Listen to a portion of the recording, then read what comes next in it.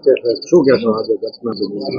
આજરોજ શિયાણી ગામની અંદર દિવ્યરાજ ઉર્ફે ભૂલ દિવ્યરાજ બોરાણા કરીને એક આરોપી છે, જે લગભગ 11 જેટલા ગુના અને હમણાં દાખલ થયેલા બીજા બે, ટોટલ 13 ગુનાનો આરોપી છે.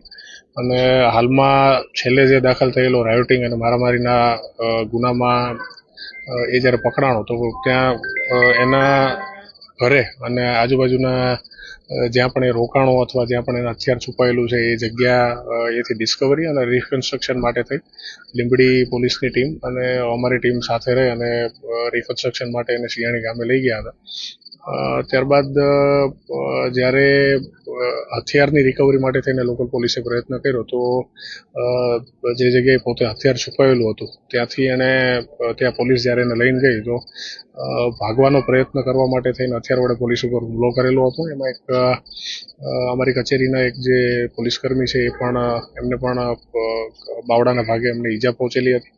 અને પોતે જ્યારે ભાગવાથી રોકવા માટે થઈ ઘટનાના સ્થળ ઉપર જ્યાં પીએસઆઈ વીએમ ખોડિયાતર જે પોતે હાજર હતા એમને રોકવા માટે થઈને પ્રયત્ન કર્યો અને 5 રાઉન્ડ જેટલું ફાયરિંગ કરેલું છે. એમાં એક ગોળી જે છે એ આ આરોપીને પગમાં વાગેલી છે.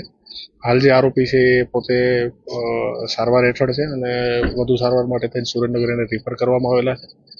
અને જે પોલીસકર્મી છે જેને ઈજા પહોંચેલી હતી એમને પણ હાલ જે છે સારવાર લીંબડી ખાતે હોસ્પિટલમાં ચાલુ છે.